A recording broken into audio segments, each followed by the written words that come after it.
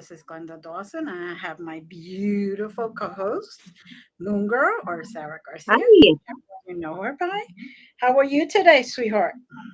Well, I'm enjoying the sun, but I hear that you are not enjoying the snow. F you. I may not be able to say the word, and I may choose not to say the word, but you know what I mean. You When know the it's hot always like weather comes, 100 degrees and where I'm you're from, though. right. When Ditto. the hot weather comes and you're sweating, you're telling me, "Oh, I can't even go outside. I can't even breathe." I'm gonna say, That's like every year, all day long. So you win, Glenda. You already won this. I'll just say ditto.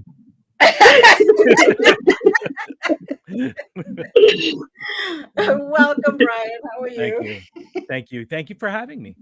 Thank you for coming on." Us girls, we love boys, right? Where did that That come sounded so wrong, Glenda. That came, Sarah, from your other side. That came to me and said, "Say that." Oh, from? Wow. That came out. That kind of that's some, surprised me. that's some That came out of crazy powers. You're giving me more credit. that came out of left field. Wow. So, I don't like boys that much, actually. But welcome to the guest. So, Glenda, how are you? I am perfectly fine. I feel like I'm a little drunk, but I'm not. Oh, It was wow. a conversation prior had. That's why. That's funny. That's funny. No, No, it's all this good. I completely understand why you don't like men. I'll be honest. oh boy. Now every gender has its good and its bad. Of course. Yeah, That's I completely agree. This is and why I chose to be an alien. I'm an alien. Okay. Better. Much Okay. better. there you Team go. up. She came out of the closet. I came out of And the alien closet, yes. what planet are you from? um Never mind. I was gonna say I'll skip that. That's funny. It's like behind green screen top, I don't backstage top. I don't even want to guess what you mean by that. But speaking of aliens, did you see what happened in Miami the other day? Where Yes, apparently I did. That's pretty yeah, wild. that was pretty wild. Now I was watching some videos last night on Facebook, and this one guy, he's a podcaster. I can't recall his name, but he was talking about this one guy, how this one guy went viral from his TikTok because apparently he said he was there in the mall when apparently those aliens were seen, and he said they were 10 feet and black shadow figures, but the podcaster was kind of being sarcastic about it, right? He was kind of laughing about it. I can't remember his name. You guys have probably seen him. He's got the glasses, he's got the beard, brown hair, probably early 40s. He's a very famous podcaster. He's not big on the whole transgender and all those things, but he was talking about it and showed this clip. Well, apparently the guy told his story, and then all of a sudden, a few days later, he did another video and changed his story, saying that he wasn't there. Now, what this guy's assuming what happened, he had a visit by people with black cars. Here comes the man in black. Man in black. So, and that's all of a sudden why he changed his tune, that he wasn't actually there. Right. But it's interesting. It's interesting. I think I always say to myself, well, why are we seeing them so much now compared to, like, let's say 20 years ago? Well, because we didn't have really a lot of social media. A lot of people are filming everything today. So that's why we're seeing a lot more today than we would have, like, let's say 20 years ago. Because I really do believe they've been here for a long, long time. I really do. I think they've always been here. Oh, yeah, for sure. There's actually a story. I don't know if you know much about the Toronto area, but I live in downtown Toronto, and we have Lake Ontario. I hear Canadian friends. Yeah, I'm sure you have heard of Lake Ontario. Okay. Apparently, years and years ago, a UFO was seen coming out of the water. Ontario. So they're actually rumors. They're just rumors. Apparently, there is something down in Lake Ontario that they think is to do with aliens and ships. So it's interesting. And I read up a little bit about it, but apparently a bunch of people were down there and they saw this UFO raise out of the water. And now they didn't grab a picture of it, but But when you're in I that do shock, believe. and the last thing you think of is grabbing anything to take a picture. Well, the thing is, I've never ever believed that we're the only planet that has people in it. I believe there's other planets that have whatever on it. I don't think we're the only people in the galaxy, I guess, or in the solar system, or whatever you want to call it. Right. And I don't think we're alone. I don't think we've ever been alone. No. So. No, I really do believe that a lot of them, I know everybody's like, look up at the sky, like the aliens come, but I do think that there's actually some that are in the water. There's so much of the water that we haven't explored and we'll never be able to explore. So I really do think that, and there's even a theory that people are saying that space, like we have this the other way around, space is actually deep water, so who knows? But I do think that there is alien stuff in the water. And something else that I thought about, because I was watching AJ and Jonathan's show the other day, talking with the source, and they had Tony Ferguson on, and he had a picture of it's a video he captured with his camera that actually is a apparition walking behind all these people, and it's actually, and I said it actually looked like an alien, this apparition. So is it possible that yes, they're among us, but also can they disappear? Can they vanish, but still be there, but we just can't see them? I believe that they can. And this camera caught it. Yeah. This camera caught it, because it almost looks like an alien walking past them. And but it's interesting. But I've always thought about this when it comes to the spirit world as well. Do the spirits think we're spirits? Like the movie The Others with Nicole Kidman. Yeah. So do they still think they're alive? And I think some do. They're trying to talk to us because they think we're the spirits. Yeah. And they're the real people. This is too deep for me. So let's move on. But it is true. I mean, aliens and spirits, we all coexist in the same dimension, and it depends on whether they want to come into our energy frequency, and that's when we can see them. What is the theory of the shadow people? Some people think that is one, spirits. Other people think it's since other parallel universes that are kind of like they intermingle all of a sudden. Other people may think that they're aliens or us in the future. Yeah. So are you Sarah, are you a believer in time travelers? Absolutely. Yeah. Glenda? Yes. Yeah, so am I. I'm a big believer in that. Yep. I think 300 years down the road, I think they're going to be able to time travel. I don't think they're going to be, I don't think it's going to be anytime soon, like they're predicting. But I think 200-300 years down the road, they're going to be able to time travel. That's what I think. I think that's happening now, obviously. I think there is, but of course, we don't know about it. But yeah, I believe there already is. Didn't they make like the campana, the bell? I think it was like the Germans who had the bell. Glocke, was it Glocke, whatever? And they said it was made out of mercury, and they said it was a time traveling machine or something like that. Okay. Yeah, I don't know anything about that, but yeah, I think it's fascinating. It's fascinating. There's a lot of fascinating things out there that I'm fascinated by. So, and I'm sure you girls are as well. So. So I'm not big on the whole cryptid thing, I'll be honest. But everything else, yeah. I don't want to see a monster. I'll be honest.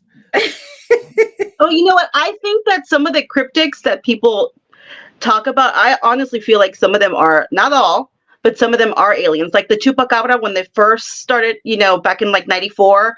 Because remember, then they changed it to now it's like a dog that's like a cryptozoology kind of thing where it's like a nature. But before that, the sightings were like reptilian. Yeah. It looked like it was an alien. I always thought it was an alien. Mm-hmm. Okay. Well, the And then exact smart- same. Yeah. And I'd say it's almost like, I don't know if you guys have ever seen it, but there's, I saw this magazine article. I forget what magazine it was in, but they were actually showing a picture of a bat, and it was hanging from its roof, on the east troughs of the roof, and it was probably about 7 feet long, and the thing was absolutely massive. I've always thought maybe that's what people think is the Mothman.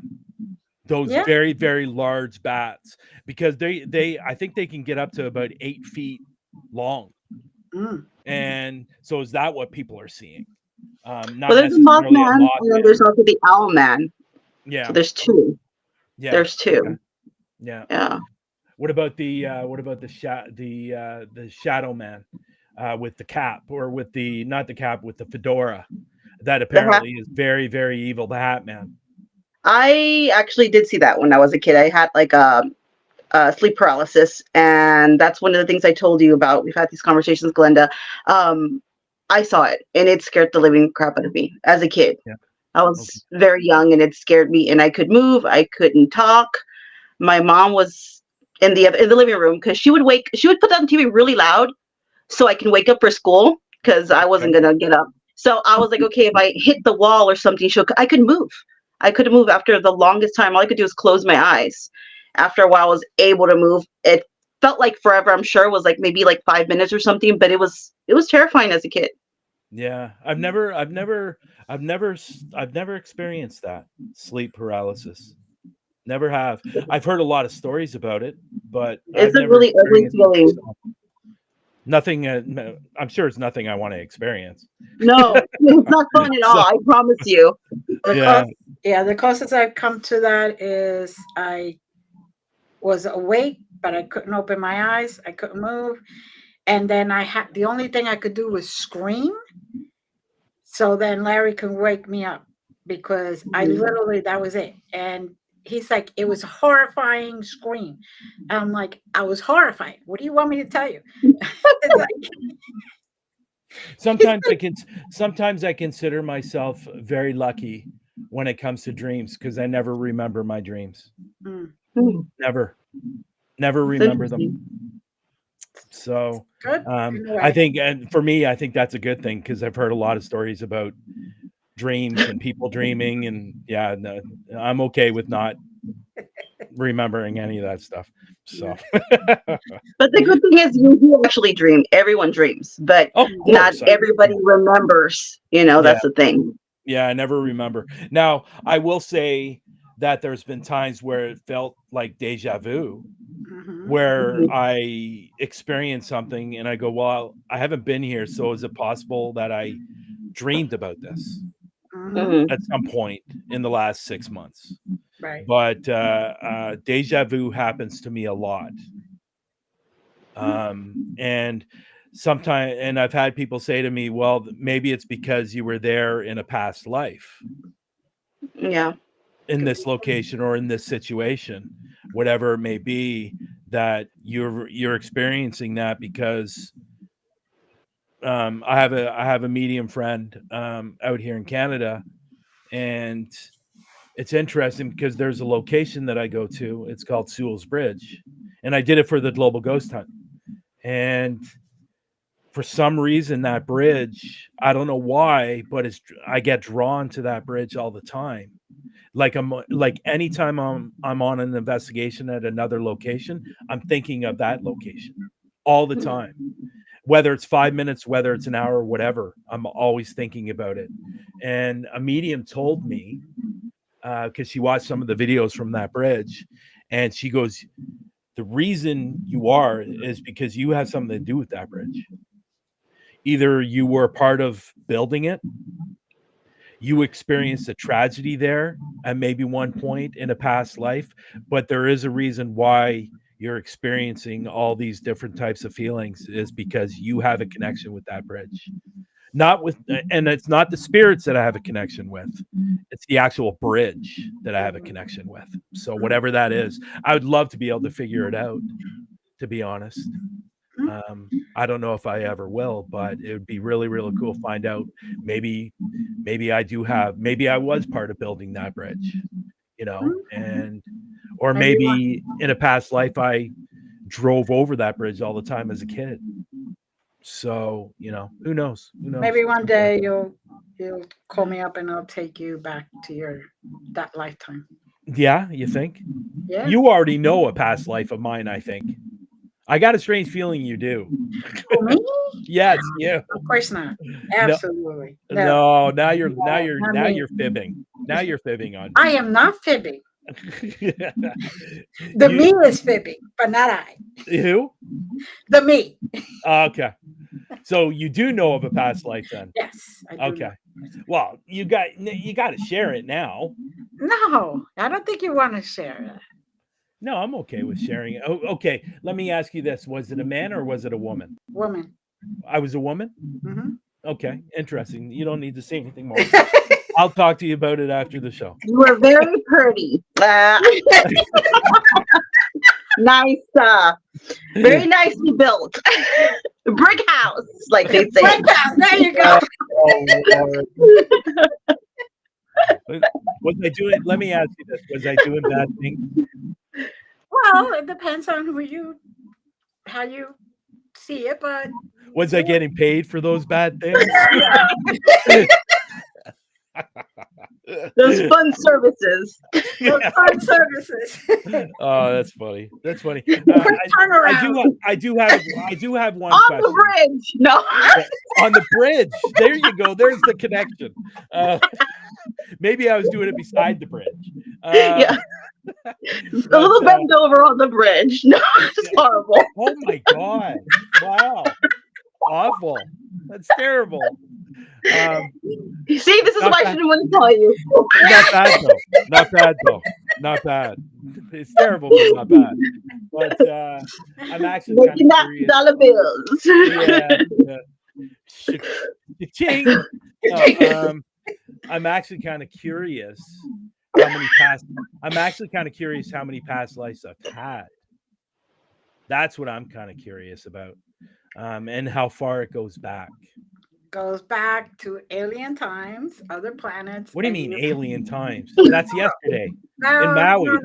I'm going since they have discovered humans were on the Earth before. Oh wow. So was I Adam or was I Eve? You were neither. You were Lilith. You were Lilith. Who's Lilith? Please tell me. Lilith was Adam's first wife. Oh, okay. Wow. She rebelled and I don't need no man. Yeah. And she took off. That's funny. I like Lilith. The evil one. And she's the one that talked to the serpent to get Adam and Eve out of paradise. So. I never really deep dived or really researched Adam and Eve's story. So that's the first time I've heard about Lilith. So. Yeah, well, Lilith is mentioned like this much in the modern Bible, but in the old original writings, they explain a lot more. She was the original wife, and that kind of explains how it was only Adam and Eve. They had children, and then they had grandkids, and so on and so on. And you're not supposed to cohabit with family members. Okay. Okay, so it's that kind of cohabit. That's horrible. I am trying to be probably not necessarily a good thing. Yeah. Yeah. So. Yeah. So, but yeah, that's where that Lilith comes from. I think this interview needed like a drink, and I'm not much of a drinker, even from the backstage now. I don't drink at all, and I need a drink. Horrible. I know. I was like, I'm not much of a drinker, but Jesus Christ, where is this podcast heading to? It's okay. Let's back it up and let's get back on track. Okay. Brian, no more bridge talk. No more sexy bridge talk. Yeah. Yeah. Brian, Well, you're can the you one that started it with the bending over in the bridge.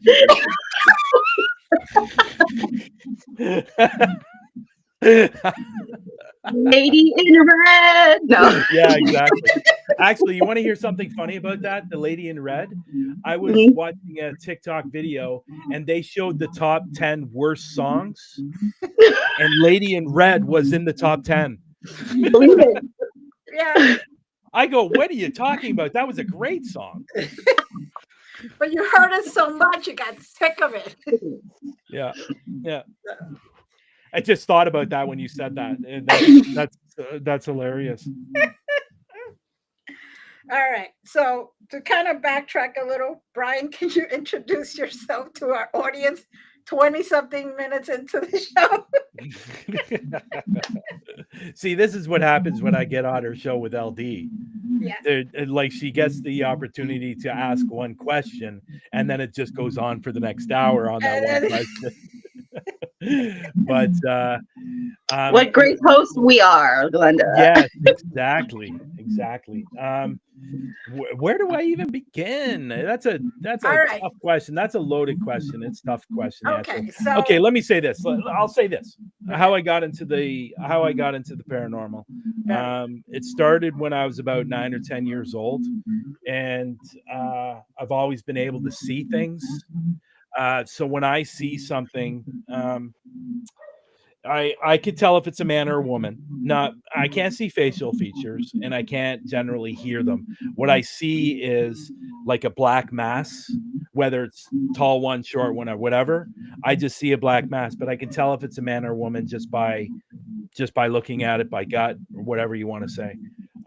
So I started seeing that as a kid. Now, back in those days, you didn't really talk about that kind of stuff.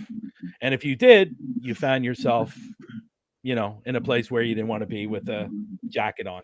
right. And so that's something I kept quiet for a very, very, very, very, very long time. And but I had my very first experience on being touched, and I've told this story a few times. When I was about 15, a good friend of mine's grandmother passed away. And I went down about 3 to 4 weeks after she had passed. We went downstairs to his room. I was sitting on his bed. He was sitting across from me. And all of a sudden, I felt what was a touch on my wrist. And then I felt like what it was a head on my shoulder. It lasted for about 30 seconds and then it was gone. But during that time, I know a lot of people say this, but when they get touched by spirit, it's usually a very cold feeling. This was a very warm feeling, a very loving feeling. And I actually said to my friend, there is something touching me right now. And he thought I was losing it. He said, oh yeah, whatever. And then I looked to my right. I looked to my right, and there was an actual indent in the bed, like something was sitting beside me. And it lasted for about 30 seconds, and then it was gone. But during that time, I said, "Dude, look beside me," and he saw the indent too. But as soon as it disappeared, and I've never said this actually, as soon as it disappeared, the dent was gone. Now, what's interesting about all of that, his grandmother used to do that when she was alive. She used to touch my wrist and lean her head against my shoulder.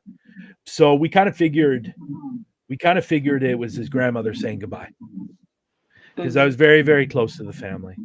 So really, from that moment on, that's when I really started getting interested in the paranormal. Unfortunately, in those days, you went to a library, there might have been one book about spirits. There just wasn't a lot of information about it.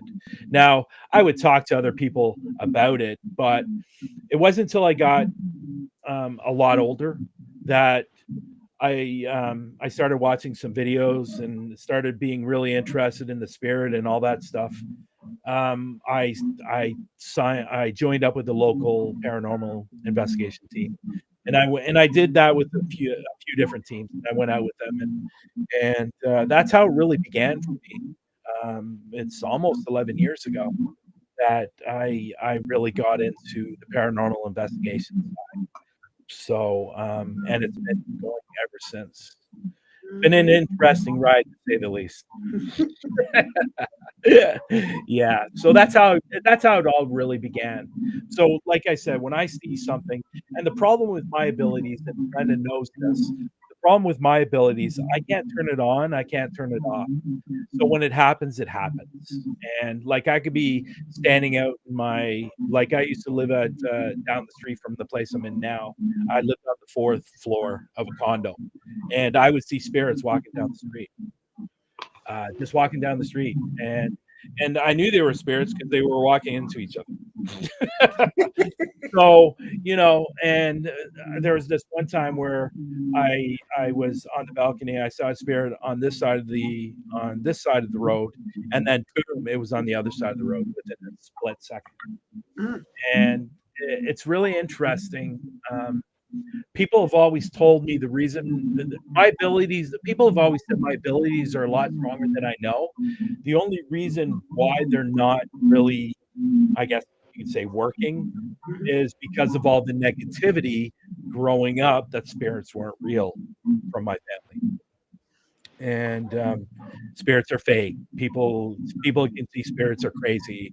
All those negative thoughts, because it's interesting, and I tell this to people all the time, that as soon as I see a spirit, first thing it's in the back of my head, it's not there. That's not real. When it is real.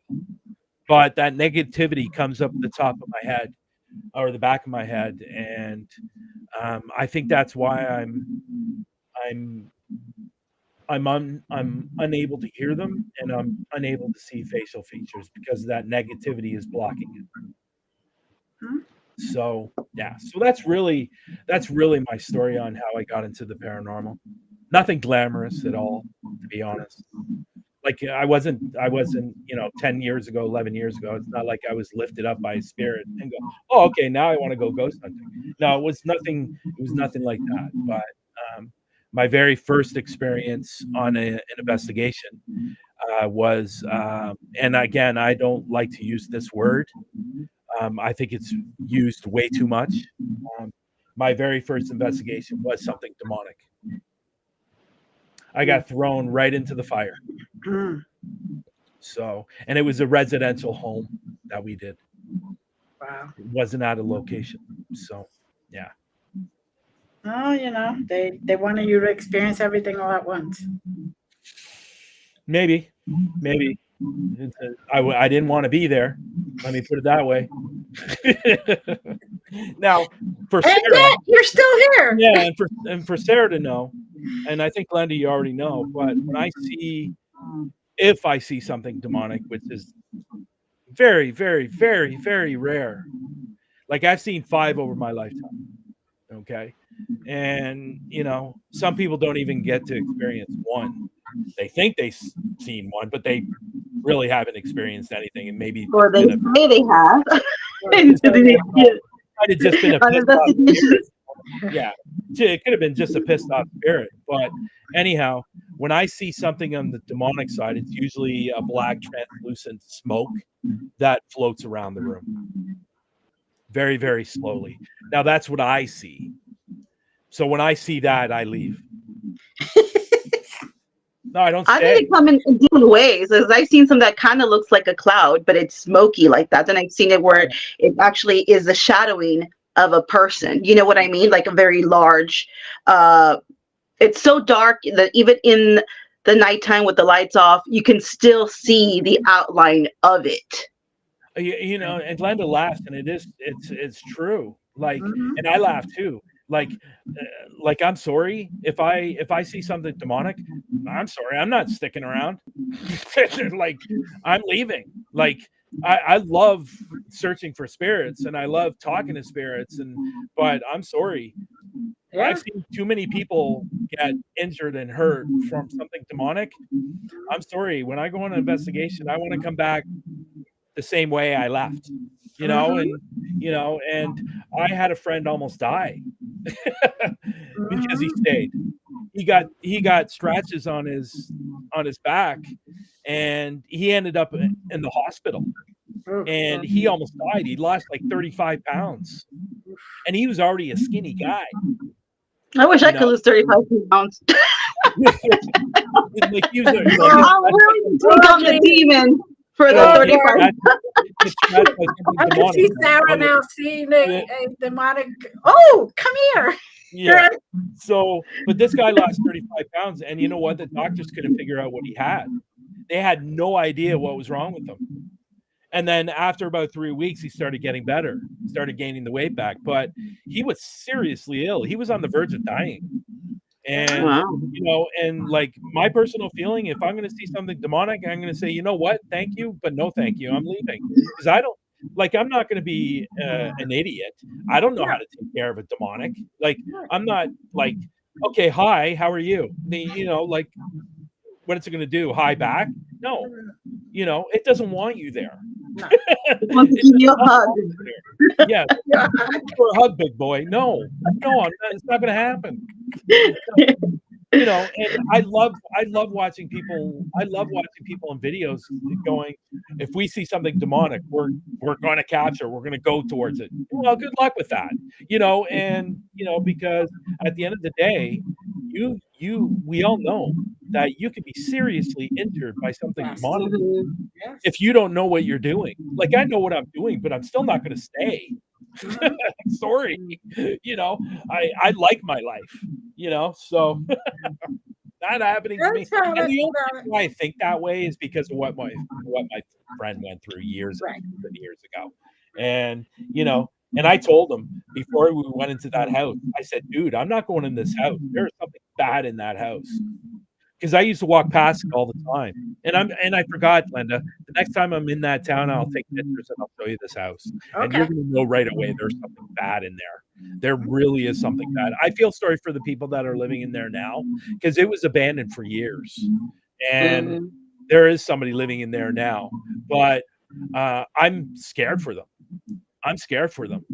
And I've seen it firsthand what could happen. And I love watching these videos, like I was saying, of people going, you know, if we catch something demonic, we're going to go after it. Well, good luck with that. But you know, it's just, I think it's ridiculous, because most of these paranormal investigators have no idea what they're up against. And you know, I always find it very interesting, and sorry, Matt, you're going to kill me for saying this name, Mr. Zach Baggins, that gets, you know, possessed every single show. You know, if my personal feeling, if that guy ever saw something demonic and was encountering something demonic, I guarantee he would leave. I guarantee he would leave. And but let's be honest, a bunch of investigators, because I've been around a bunch of mediums, they always happen to get, and we had these conversations, Glenda, possessed at every event and every place they investigate.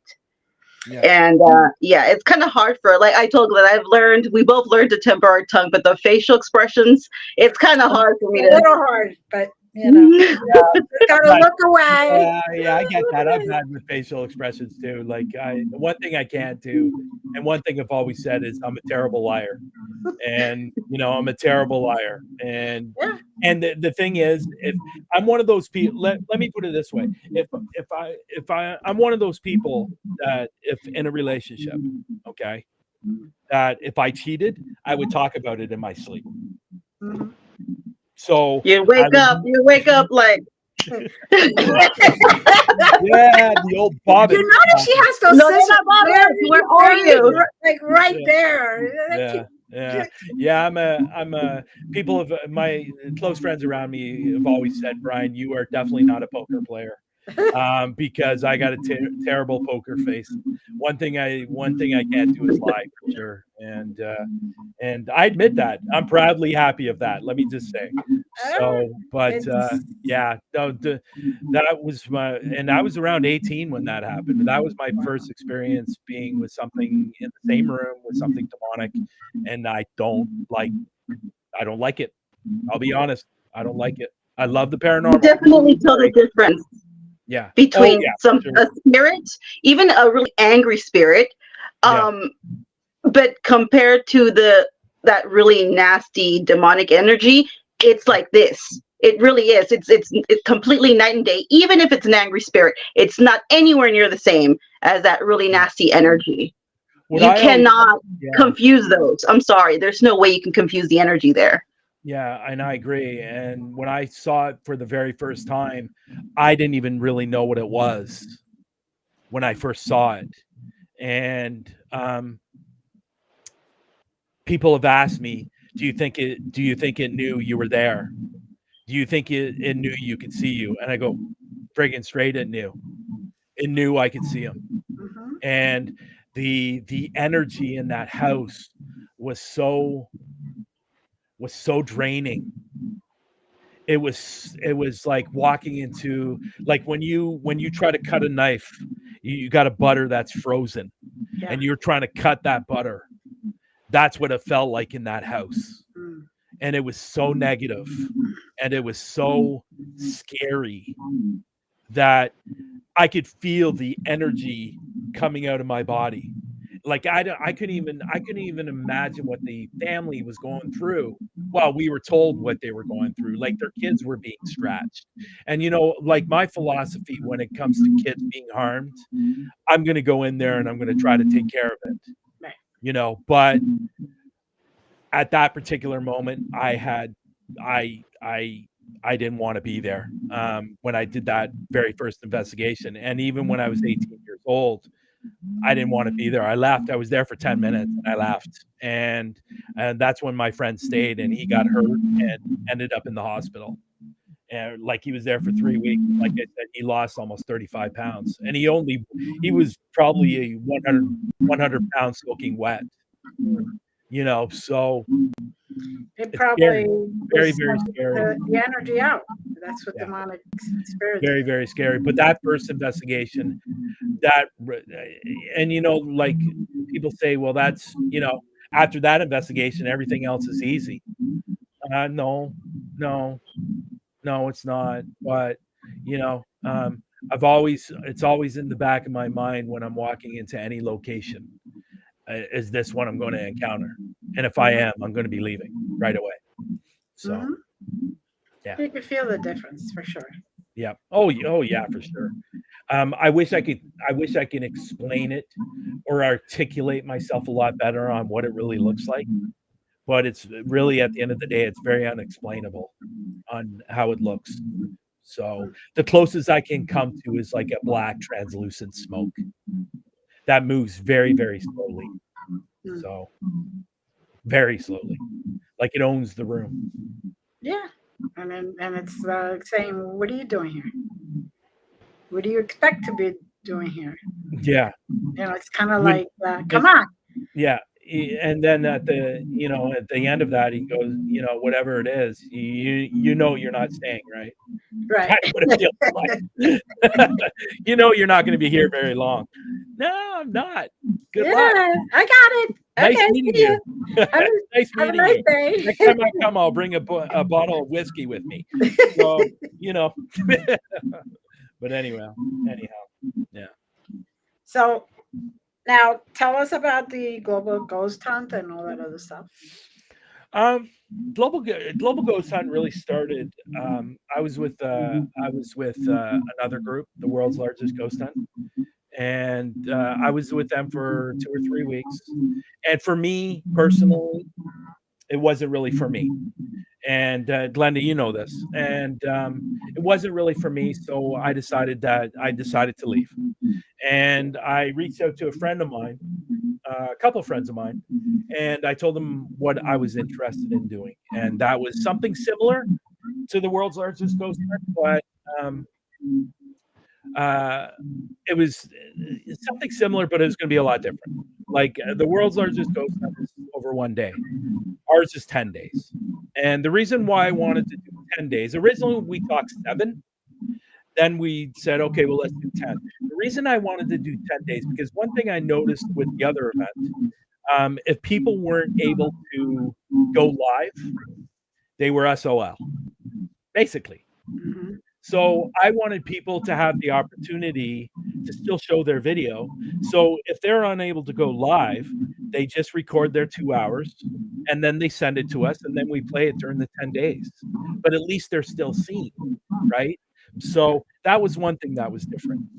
2 hours. We were giving the teams 2 hours because we felt like, or I felt like 1 hour just is not enough.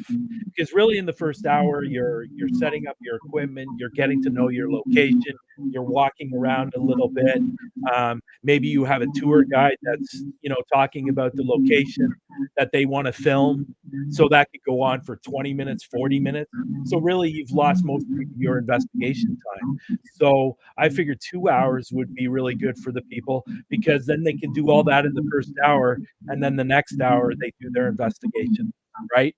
So that's what came up, and that's different from the other one. The other thing was the other event only gave one thumbnail. Well, I just felt that wasn't enough. So I wanted to give 2 thumbnails and 2 promo videos to really market their team and the location. Really, at the end of the day, yes, the teams are important, but the locations are more important. Because if we don't have locations, we don't have paranormal investigators. That's just the way it is. So my whole theory on it was the preservation of these locations because they seem to be disappearing every single year. We seem to be losing. We've lost them out here recently. That is really, really disappointing. Like several years back, there used to be a really, really great hotel or motel that was out in the London area. And apparently it got shut down and it's now, I think, a condo or a parking lot now. So I feel sorry for those people if it's a condo. But apparently this hotel motel was quite haunted. But they couldn't stay open because they weren't getting business. Not like for investigators going out there, not like for people sleeping there. Right. It closed down and somebody bought it as a haunted location. But they weren't getting any business, so they closed down. And so that bothers me. That bothers me because, we're going to have our younger generation hopefully be a lot smarter than they are today. But, that want to be paranormal investigators, true paranormal investigators, not like fake ones on YouTube, and they're not going to have any locations to go to. And if they do have a location, it's going to cost them $4,000 to go into it, because some of these locations are like massively expensive. And my philosophy on that has always been, if you make it cheaper, you're going to have more people come. Yeah. Like that would be the smart thing to do. But people, as soon as their location is on TV by one of these famous haunting ghost hunters, their prices skyrocket because now that they've been on TV, people are going to come. It doesn't always work that way. But sometimes you lose more money that way. What's that? Sometimes you lose more money that way because they make it so expensive. You have to take into consideration some people don't live right next to these places. They are flying from all over to get to that location, and then they want a lot of money. So you would get more business if it was a little bit, or the price were like reasonable at least, because some of them have been really raising the prices on the location. Like I was in the States last November, and I went to Octagon Hall, and I went to Bobby Mackey's. And Octagon Hall, I want to go there. I haven't gone there. You better hurry because it's not going to be around much longer. Right. So I went to Bobby Mackey's. Now I'm going to put this in perspective for you. Okay. I went to Bobby Mackey's. We were there for 5 hours. It cost $600. And we maybe caught a few things. Right. Okay. I went to Octagon Hall. We were there for 14 hours, $300, and it was nonstop from the moment we walked in to the moment we left with Spirit. And there was so much evidence that was caught. That video will be eventually coming out soon. And we caught so much evidence in that location. It was fantastic. But Bobby Mackey's, really, at the end of the day, if I were to put that on a scale of 1 to 10, it'd probably be maybe a 3, maybe a 2. That's disappointing. Yeah. And, like I have a buddy that went there and he captured an apparition there. and you can clearly see it in this video, but that was in the basement. And this whole gate to hell thing is nothing but crap. It's crap. Like, honestly, it's crap.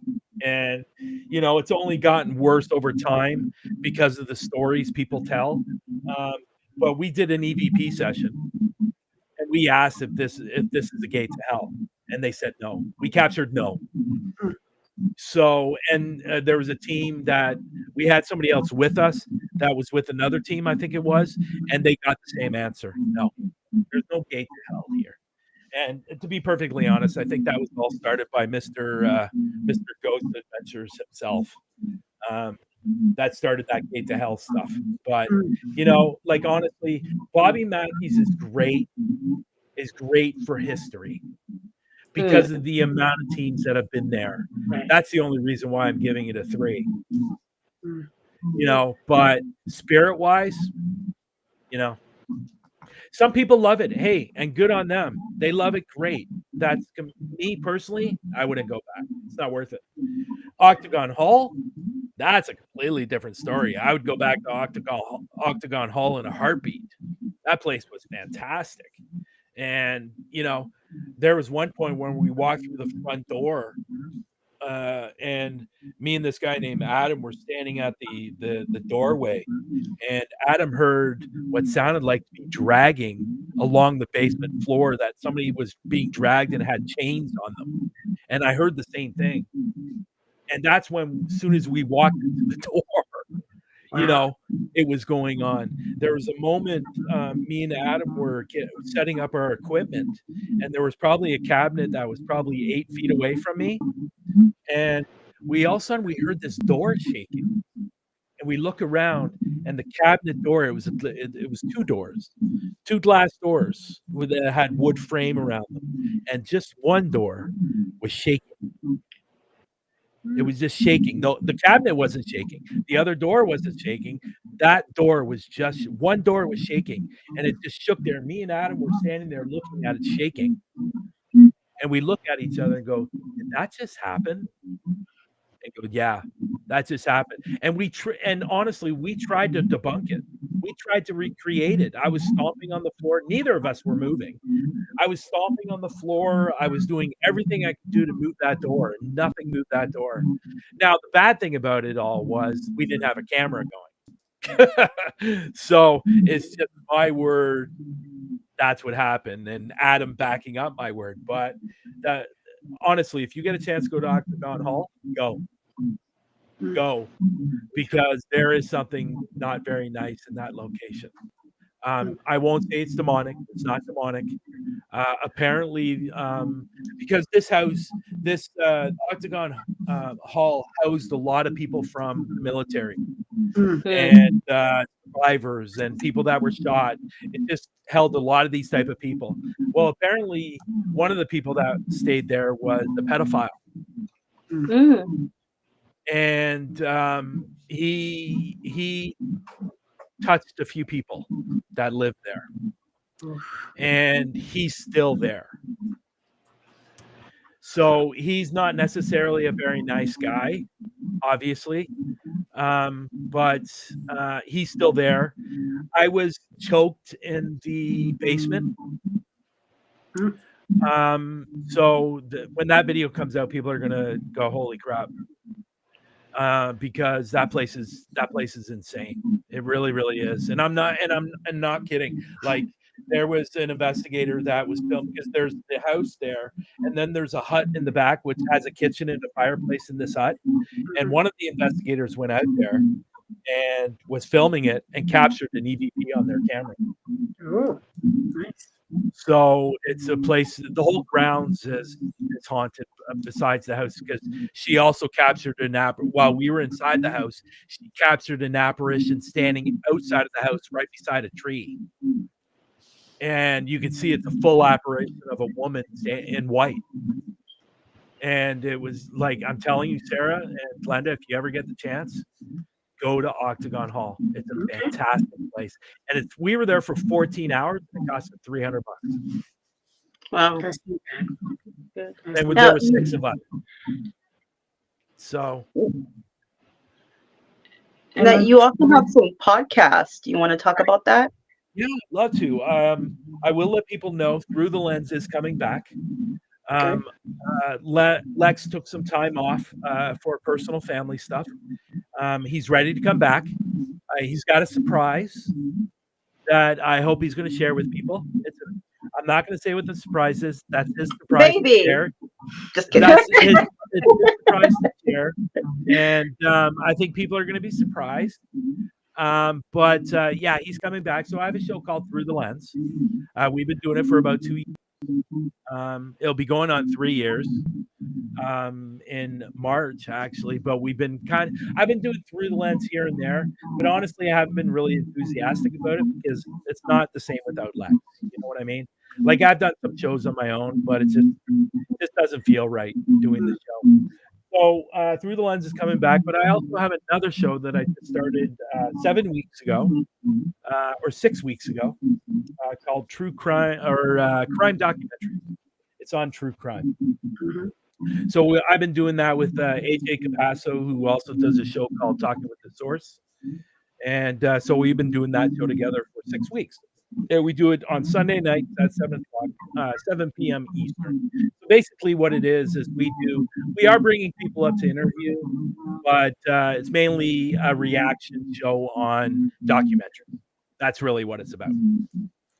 And how all these crazy people are there. Because it's endless, to be honest. So that's what we do. We do that show. And so those are my 2 podcasts. There is going to be another one coming out sometime this year. Again, that I'm going to be doing another one. It's called Beyond the Hauntings.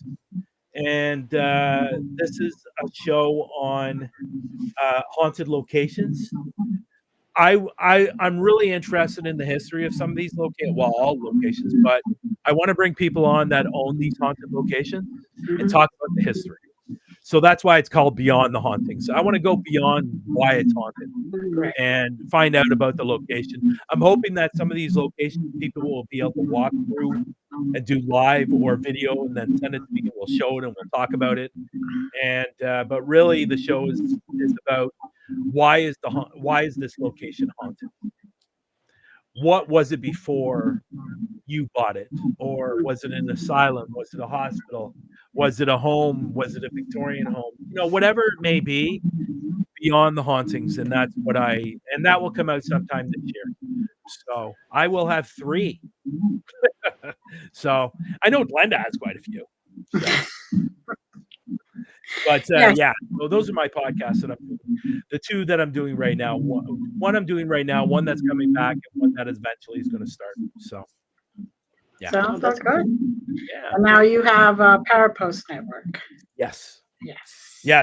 How that came about, there's always a little bit of a story on how things come about. Parapost, I have an app called Parapost Network. It's basically a social media site for people that are in the paranormal and everything under the umbrella. And basically, it's a free app. You go over, you download it through iOS or Android, and you can talk about your paranormal experiences. It's a social media site for the paranormal.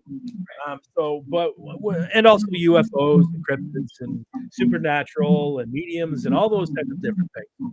Anybody can join, and even enthusiasts can join. So I started that about 2 years ago. It's going on its 3rd year in June.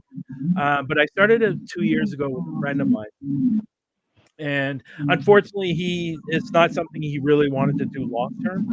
So he decided to step away, and which was fine. I took it over, and I've been working on it ever since. Now, eventually, what's going to end up happening is I'm actually going to end up taking it down and putting up a brand new one that's going to be like a Facebook and Instagram or a Twitter. It will have live streaming on it. You can do anything you can do, like let's say on Facebook. But this is really just about the paranormal and everything under the umbrella. Will that change? Maybe. But right now, that's the direction it's going into. Now, Parapost Network Central started because I had this page that had like 25 people on it because of the app. but it wasn't really going anywhere. It wasn't really doing anything. So I was trying to figure out a way what I was going to do with this page. Was I going to just get rid of it, or was I just going to let it sit dormant and not do anything with it? So one weekend, I was going through my timeline on Facebook, and I was noticing all these podcasts. And I started thinking podcasts. And I seeing all these great podcasts, and they had like one or two people in the room, or maybe nobody. And I know how difficult it is to do a podcast. It takes a lot of work.